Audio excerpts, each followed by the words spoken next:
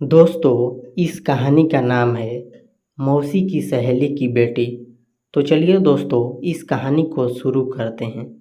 गर्मी की छुट्टियों में मैं अपनी मौसी के घर गया था। मौसी के घर का माहौल हमेशा मुझे बहुत अच्छा लगता था।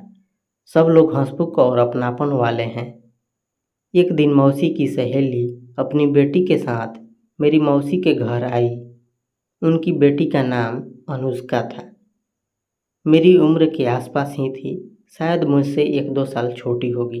पहली बार उसे देखा तो लगा जैसे चेहरा कहीं देखा हुआ है। साफ रंग, हल्की मुस्कान और आंखों में अलग चमक। वो चुपचाप सोफे पर बैठी मोबाइल में लगी हुई थी। मौसी ने आवाज़ दी, आदर्श, ये अनुष्का है, मेरी सहेली की बेटी। तुम दोनों की उम्र भी लगभग बराबर है, दोस्ती कर लो। मैं हल्की हंसी के साथ बोला, हाय, मैं आदर्श। फिर वो मुस्कुराई और बोली, हाय। बस यही हमारी पहली बातचीत थी। अगले दिन मौसी का घर पर कुछ काम में व्यस्त था, तो मैंने सोचा टहलने चला जाऊं बाहर। निकला तो देखा अनुष्का भी छत पर अकेली खड़ी थी। मैं भी उसके पास चला गया और पूछा, बोर हो रही हो क्या? फिर उसने हल्की नाराज़गी से कही, हाँ, यहाँ तो करने को कुछ ही नहीं है। मैंने बोला, तो चलो मैं तुम्हें पास का गार्डन दिखाता हूँ, मौसी को भी बता देंगे। वो पहले थोड़ी झिझकी, फिर मान गई। गार्डन में हम दोनों पहली बार खुलकर बातें करने लगे। स्कूल, पढ़ाई, दोस्तों और शौक, हर बात पर उसकी हंसी इतनी प्यारी लग रही थी कि मुझे वक्त का एहसास ही नहीं रहा। अनुष्का ने अचानक कही, तुम्हें पता है, मुझे यहाँ आना अच्छा नहीं लगता था, लेकिन अब लग रहा है ठीक ही है। मैं मुस्कुराया और बोला, मैं इतना बुरा नहीं हूँ। वो हंस पड़ी। अगले कुछ दिनों में हमारी बातें और गहरी होती चली गई। हम दोनों ने साथ साथ चाय पी, खेल खेले और कई बार देर रात छत पर बैठकर बातें की। मैं महसूस करने लगा था कि उसके साथ रहकर मुझे अलग सुकून मिलता है। एक रात जब हम दोनों चुप बैठे थे, मैंने धीरे से कहा, अनुष्का, पता नहीं क्यों, लेकिन तुमसे बात करने लगता है कि पुराने दोस्त से मिला हूँ। वो थोड़ी देर चुप रही, फिर धीमे से बोली, मुझे भी। उसकी आंखों में वो चमक थी जो मुझे अंदर तक छू गई। गर्मी की छुट्टियां खत्म हो रही थी। विदाई के दिन उसने जाते जाते कहा, शायद हम फिर कभी ना मिलें, लेकिन मैं चाहती हूँ कि ये दिन हमेशा याद रहें। मैंने उसकी तरफ देखा और कहा, मिलेंगे ज़रूर कभी ना कभी, ये वादा रहा। और वो मुस्कुरा दी। उस गर्मी की छुट्टियां ख़त्म हुई और मैं वापस पढ़ाई में लग गया। कुछ हफ्ते तक अनुष्का का ख्याल बार बार आता रहा, लेकिन धीरे धीरे ज़िंदगी अपनी रफ्तार में चल पड़ी।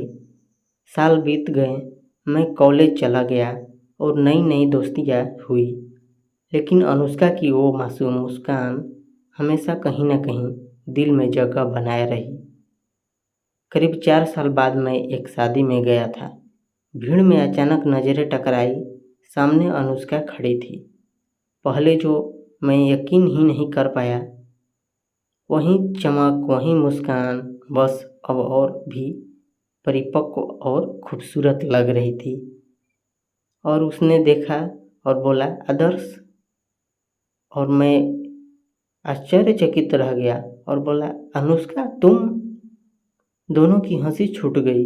इतने सालों बाद मिलने की खुशी शब्दों में ही नहीं थी। शादी के दौरान हम दोनों बार बार एक दूसरे से मिलने का बहाना ढूंढते रहे।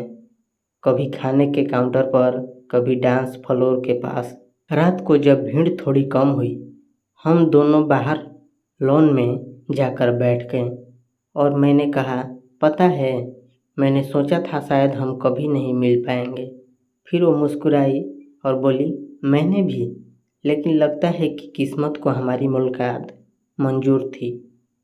उस पल उसकी आंखों में वो अपनापन था जो सालों पहले महसूस हुआ था। कुछ देर खामोशी छाई रही। मैं हिम्मत जुटाकर बोला, अनुष्का, सच कहूँ तो तुम्हें पहली बार से ही अलग महसूस करता था।